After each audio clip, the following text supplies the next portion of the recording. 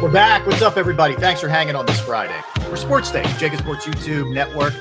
Excited to be joined by our next guest. Does an excellent job covering the Giants for ESPN, ESPN.com. And it's actually, look at that cloud, man. Are you about to get rained on, Jordan? Or are you good? Is it moving the other way? There was just a sun shower here right now, so now it actually just stopped. You might be able to see the rain on me. I was like, wait. I just walked outside when it gets sunny. I'm like, what's going on here? Last time I talked to you, there was a huge fog cloud right back there. Couldn't even see behind 5 feet. But Mother Nature's cooperating. Right now, brighter days ahead. Yeah, Jordan, you can't find an indoor facility to join us, man. I'm always concerned about you out in the elements, man. Yo, it's 50-something degrees in the middle of the winter here. It's beautiful. Come on. Right. You gotta take advantage. This is like Florida. All right. Now that's a little too far. Yes. Okay. All right. Good point, Jordan. Let me hit you with this, man. I know you, and you just tweeted out a little while ago. Leonard Williams and some others are definitely out. Your best guess, and you tell me if Daboll said confirmed anything or not. But are we seeing any legitimate players here in this game for the Giants? Any starters? Well, I think you're going to see some starters. There's only so many guys you can sit on an NFL roster, by numbers. Right. But are you going to see Saquon Barkley in this game?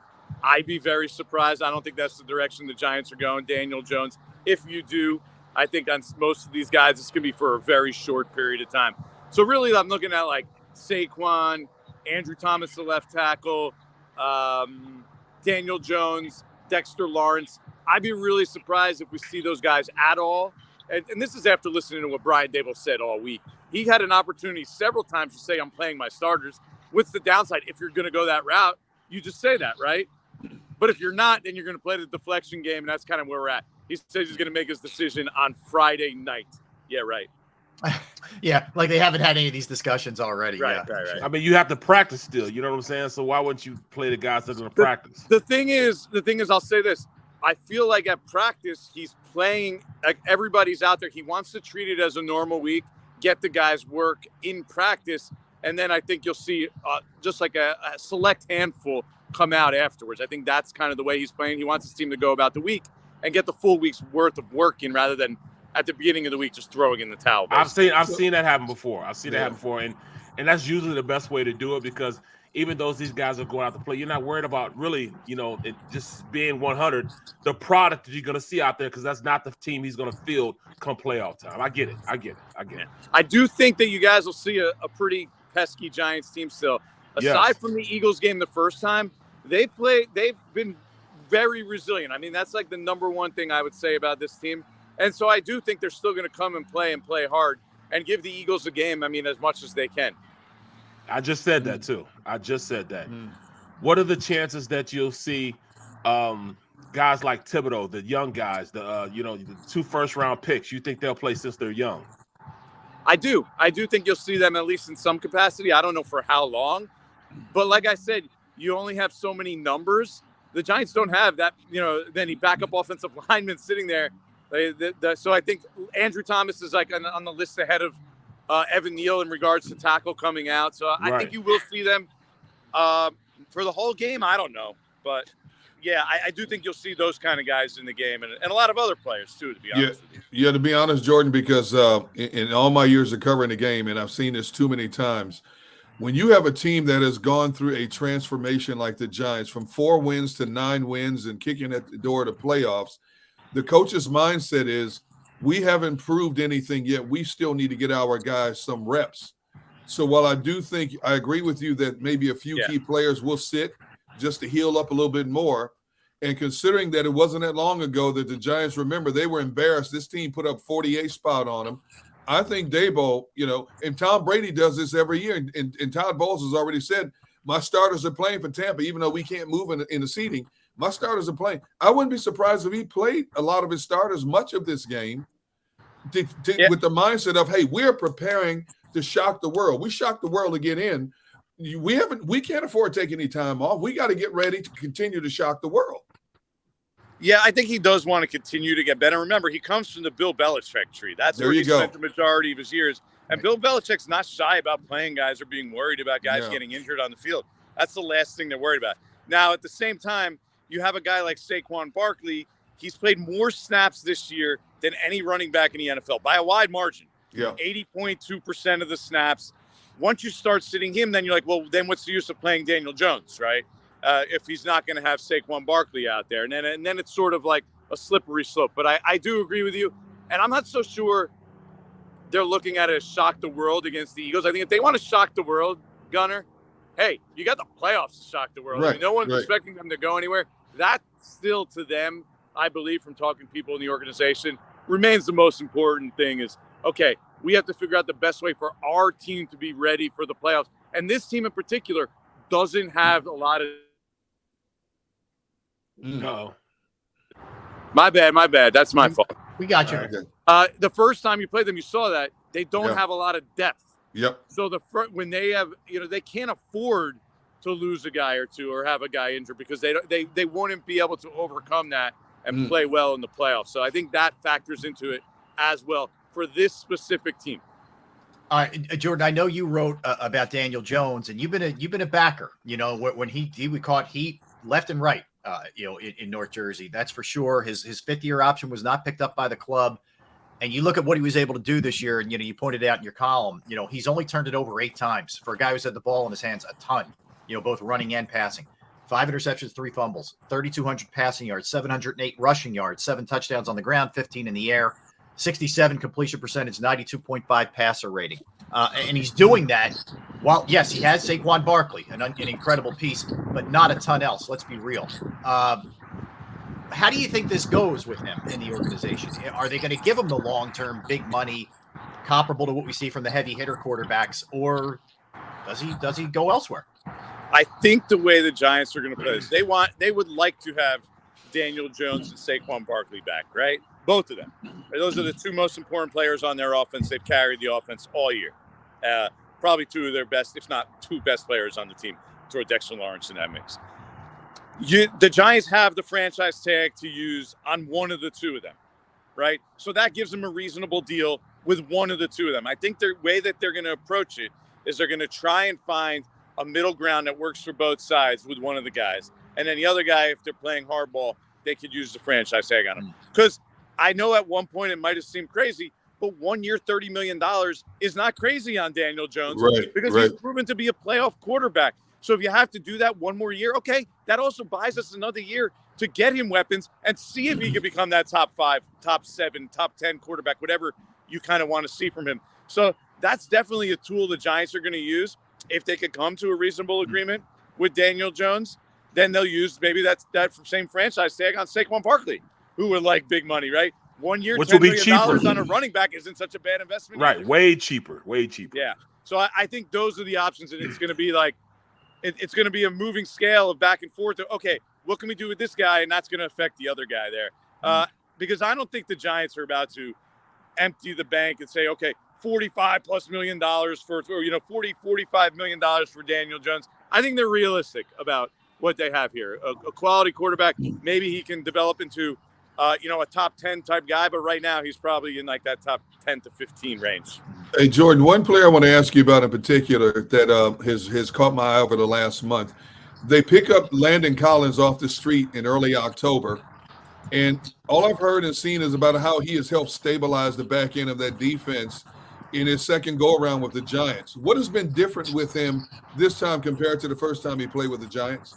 Well, Gunner, he's a linebacker, right? He's not playing safety. You watch position groups every day at practice. He works with the linebacker. So he's basically he was a sub-package linebacker. Now he's starting to work in more because they had such a gigantic hole in the middle of their defense there, right? They're starting Jalen Smith, the same Jalen Smith from the Dallas Cowboys, that Jalen Smith. Micah McFadden, who was a rookie, he was struggling at times. He was in one of the middle linebackers. Tay Crowder started at middle linebacker. He's not even on the roster anymore. He's on the Steelers. So now you're putting a veteran in there he has skills. Like, yes, do you want Landon Collins covering one-on-one consistently? No, you do not. That's not his strength. But you put him in the box. You let him make plays. You let him run downhill and get to the ball. He can do some things, and you're seeing that. He's a veteran. He's experienced. He still has, he's shown explosiveness and athletic ability. So, it's really been a big boost for the Giants, I think, in recent weeks to have that veteran there in the middle of the field. It's helped them because one of the biggest problems with this team has been their run defense. Yep. And he can actually provide a lot in that regard as well. Yeah, he's always been a box safety. That's what he is, a box safety. But I want to go back to the other side of the ball. You know, you just talked about Daniel Jones and them probably getting some weapons. What weapons does he have right now that he can throw to on the outside? I mean, is Kenny Golladay really giving you something? I mean, no, he doesn't even play. He legitimately doesn't play. Now, you guys might see a lot of Kenny Golladay this week. This is Kenny Galladay's game right here, right? This is where Kenny Golladay might shine. It would be kind of appropriate now, considering everything kind of worked out for the Giants this year, that Kenny Golladay does come in and score a touchdown, because you know what it would be? His first touchdown with the Giants. He has 0. So he hasn't been a factor. It's really been Isaiah Hodgins and Darius Slayton as the top 2 receivers.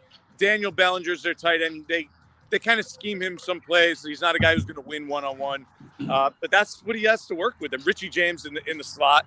So is it guys that when you have him matched up against Darius Slay and James Bradbury, you're extremely worried about? No, especially not on a consistent basis. That's why when the Giants move the ball with these guys, it's like small little chunks at a time. And it's just, you need so much to go right. So the margin for error is slim. There isn't A.J. Brown out of nowhere to go 76 yards and take it for a touchdown. You know, they just don't have that. They're one guy that can get down the field to Slayton. And if Kenny Golladay is out there, which I kind of do expect more of this week, you are not worried about Kenny Golladay. Watch him run in this game. You are not worried about Kenny Golladay beating you with his athleticism or down the field. What the heck happened to him? Yeah, what happened to him? Yeah. Did he just get the big contract and said, put my feet up and see ya? I think what happened more than that was he was banged up. Remember, in his last year there, he had some injuries. Yeah. He got banged up. He's had knee problems here, a whole bunch of different things, an ankle. And now you're talking about a guy who wasn't super explosive in the first place. Like, he's lost it. You watch him run. And I wrote this in the summer. He ran with the stiffness of a mannequin. and honestly, it's really not that far off. He didn't like it. Trust me, he didn't like that. But look, I think it showed. Like, the Giants don't even want to play him. They tried a couple times. They gave up on it. That ship has way past sailed at this point. Yeah. Well, let me ask you about Joe Schoen and the job that he's done, because we praise Daboll, rightfully so. He deserves it. But, you know, it wasn't an easy job stabilizing this, Jordan. Yeah. I think what Joe Schoen and his crew deserve the biggest credit for is the pieces that they picked up have been able to be brought in and assimilate and contribute really. Like, Isaiah Hodgins leads the receiving core in touchdown passes. He was claimed off the Bills, surprise, surprise, where Joe Schoen and Brian Daboll came from.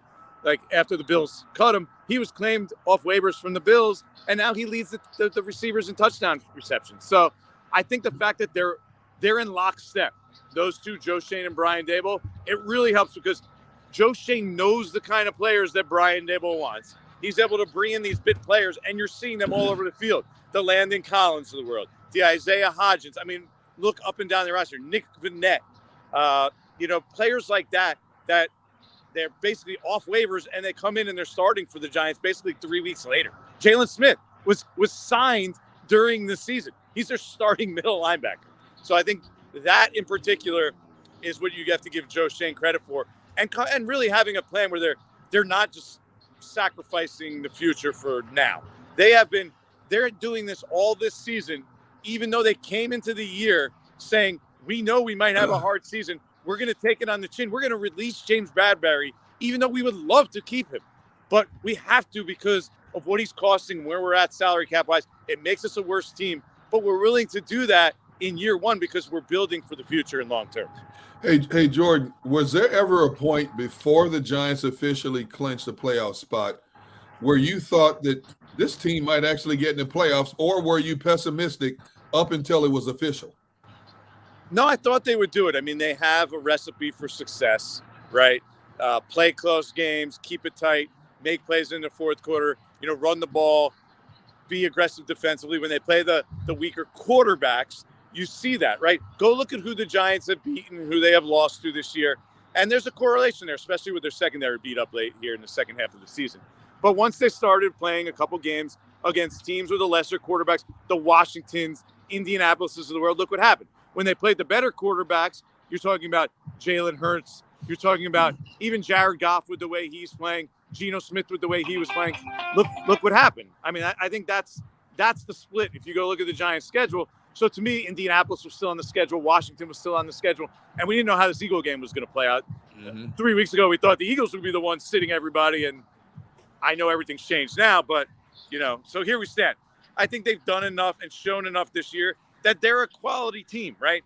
They're an above-average quality team. And then eventually they'll be able to win some games late in the season and build off that strong start and make the playoffs. So. Jordan, so let's stay on the Eagles. I know you keep a close eye on them as well. From a bit of afar, what do you think's happening here right now? Because there's a little tenseness, little puckering, if you will, if you know what I'm saying. I hear you on that one. Yeah. That would happen no matter what there in Philadelphia. True. Like that's just Right. You guys, yeah, we pucker better than anybody else. That way. Yes. Yeah, yes. But I do think mostly to me, it's injuries, right? Your quarterback didn't play. Lane Johnson's when he's out, the splits are, you see what the splits are. Josh Sweat didn't, he's been out. Like, to me, you get this team healthy. I think you'll be back. This is the normal doldrums of an NFL season. The problem is it's not always that easy to get it back. That's right. And I think that's why everybody's worried. Like, can we just snap it back on? Okay, Lane Johnson, maybe he comes back. Jalen Hurts is obviously coming back. But can they just snap and be back in the mix and playing at their top level? Because now you're only playing the best teams when it comes to the playoffs. So I think that's how I view it. But I still think they are the favorites in the NFC to me. We see that Minnesota, forget them, they're frauds. Everybody knows that. We've known that for weeks, months, whatever. Dallas, good team. Barely beat the Eagles at home with Gardner Minshew. I think healthy Eagles team, clearly still the better team. San Francisco's the one, maybe they could scare you a little bit. But I still feel pretty good about the Eagles. I would feel a lot better if you could tell me Lane Johnson's going to play and be able to play at a fairly high level. That, to me, is a key for that team. There's no doubt. You're right about that, man. But, hey, looking at it right now, would you say your guy's coach of the year? Is Daboll the coach of the year? All right, well, as far as, realistically. I mean, coming into this week, I thought Brian Daboll was going to be the coach of the year. Nick Sirianni, it's hard. He would have had to go like 15-2, 16-1 kind of deal for me to them go in that direction. But I'll throw this caveat in. I think, and I've seen it a little bit, the swell has started a little bit. Sean McDermott, with everything that's going on with his team, he's going to get consideration. Who's going to argue if Sean McDermott now wins coach of the year? I don't think there's many people out there that would. So, yeah, if you asked me on, on Monday afternoon, I would have told you I think Brian Daboll should be and is coach of the year. Now I'm not quite as sure. Brian coached in Buffalo last year. Shane was in Buffalo last year. Have they shared their thoughts on, and it's been unbelievable the last couple of days, the positivity and the great news, but on Damar Hamlin and what he meant to them? You have to remember, there's a lot of guys in this locker room are from that Buffalo team too, including two, one who was in the DB room in Buffalo, the other one who was a DB in the DB room with Damar Hamlin in Pittsburgh. And what Nick McLeod, he's the cornerback who was in Buffalo last year, what he said was going out to practice on Wednesday was the toughest practice he's ever had in his career because all he's doing as he's out there is thinking about it, right? That's his friend, the dangers of playing the game. So I think that does factor into the equation this week with this Giants team is a lot of these guys are directly connected to Damar Hamlin. And it's been a tough week for the NFL community and players because I think it's sort of a reality check of just how dangerous the game can be. Even though if it was a freak, I know it was a total freak thing, but how do you not think about that at some point and have that reality come to your head? Hey, that could have been me. You never know in these situations. So I do think that could factor into some of these players and their mindset coming into Sunday as well. Jordan, listen, man, thank you. Appreciate you, the handheld battling Mother Nature. I mean, there's a lot going on there, man, but we appreciate you hopping on with us for a couple Appreciate you, bro. Always great insights, man. Thank you. Anytime, fellas. You guys do a great job. Thank you. Take care, Same man. to you, Jordan. Class act right there. Yeah, Jordan. he is. Yeah, he is. Good insights too. He's not afraid to kind of dig in. He's an opinionated guy. You can follow him on Twitter at Jordan Raanan. That's Raanan. Excuse me. He is the ESPN NFL Nation reporter for the Giants. I will give him this. He has been on Daniel Jones, like basically saying these guys never gave him a fighting chance the last couple of years between the coaches that he had and the personnel and all that. He was one who said this dude can play if you just give him a chance. So, he knows of what he speaks. I can promise you that much. Well, it took the right coaching staff to get the best out of a Daniel Jones, and you look at how many different coaches he's had in his young tenure. This dude's head swimming. We talk about how Jalen had to make the transition from Dougie P to Nick Sirianni, and it took him a little while to get it acclimated. The fact that Daniel Jones has been a better protector of the ball, more accurate in his passing, and more efficient as a quarterback in just less than a full season under Brian Daboll says a lot about Daboll's ability to work with quarterbacks. We talk about what he did with Josh Allen in Buffalo from one year to the next. He was okay starter. People wondered he was that quarterback. Now they're talking about Josh Allen as one of the elite quarterbacks in all the National Football League, and rightfully so when you look at his game the way it's evolved now. Now, I don't know if Daniel Jones will ever be in the next Josh Allen, but obviously Brian Daboll and his coaching staff know how to get the maximum effort out of any quarterback they put under center. Yeah, unlocked something there, for sure. Yeah. And I just wonder what that would look like if they actually had weapons besides Saquon, because there isn't. Oh my honestly, goodness. man, Right. There's not much else, No. for sure. And then we say that, and they start torching us on the outside. I know, right? I know. It's funny. It's funny how, and we talked about this periodically, how different this Eagles team is in the absence of a right tackle, not a running back, not a wide receiver, not a quarterback. And I was just looking at the updated numbers, and I just saw a story that was published on December 30th. The Eagles are 12 since 2013. The Eagles are 12-22 without Lane Johnson at right tackle, and that includes 3-11 since 2020. Oof. And you say, okay, a right tackle out of all the possible players you could pick, not a center, not a quarterback, running back, wide receiver, but when he is not there on that right side, this is not the same team. It's not the same offense, and I've never heard that before. Yeah, I mean, if you're asking me like greatest fears, and we'll get in, we're digging into the Eagles heavy coming up, but it's not so much that they can't just get back on track, which I think they will this week. Yeah. I really worry about the two injuries that scare the heck out of me are Lane Johnson, number one, first and foremost, and second is Avonte Maddox, because you're going to get better quarterbacks, better receivers on the defensive side, which means Josiah Scott and or somebody else is really going to have to step up their game. Then you go to the other thing.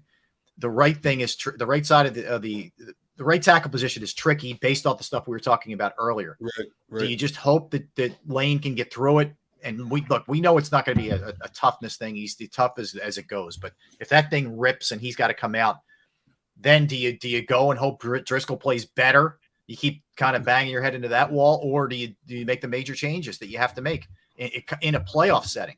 I'm talking about like going into, if you either in game or into the next game, if you can survive it. They're big time injuries. They just are, and there's no ignoring that. Do you want to play San Francisco without Avonte and without Lane? Oh, come on, man. Do you want to play? Let me ask you again. Do you want to play San Francisco without Avonte and without Lane Johnson? Think about what I'm saying. We're talking about one of the best slot corners in the game.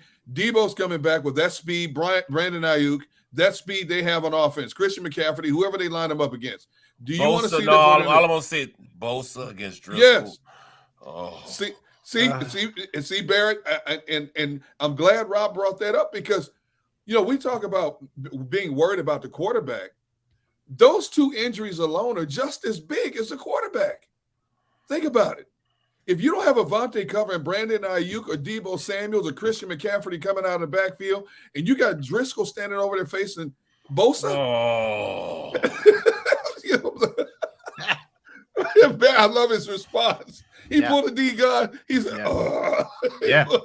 Listen, I that's what I can't get past. That's why, as I sit here, and we're going to do our power rankings later, and we did the NFC, and I'm looking ahead and projecting what this looks like once the playoffs start. I wish I wished we weren't dealing with those two injuries, man. I just think it's a really big deal for this team. It scares me. It does. It scares me.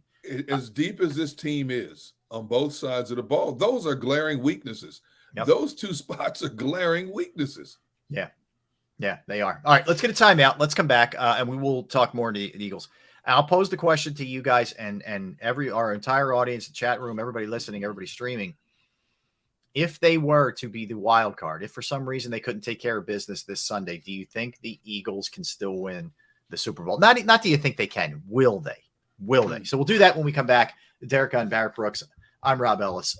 We are Sports Take, JAKIB Sports YouTube Network. All right, let's talk about Pro Action Restoration. Yeah, Pro Action Restoration can come in handy, man. If you're a homeowner, business owner, property owner, and you've experienced water, fire, smoke, mold damage, it can be really trying, really scary times, right? But Pro Action Restoration is on call 24 hours, 7 days a week. So it happens at night, call them. Happens on the weekend, call them. Happens off hours, holidays, call them. They will get their crew there, and they will take care of you like they took care of me when I called them on a Saturday to my parents' house. They cleaned up the mess. The crew was professional, clean, and the price was reasonable. Pro Action Restoration is licensed, bonded, and fully insured. They've been serving the tri-state area for more than 2 decades. Pro Action will work in conjunction with your insurance company. So again, it could be water, could be fire, could be smoke damage, mold remediation. You name it, they can handle it. Give them a call, 610-623-3760, 610-623-3760, or online at proactionrestoration.com. That's proactionrestoration.com.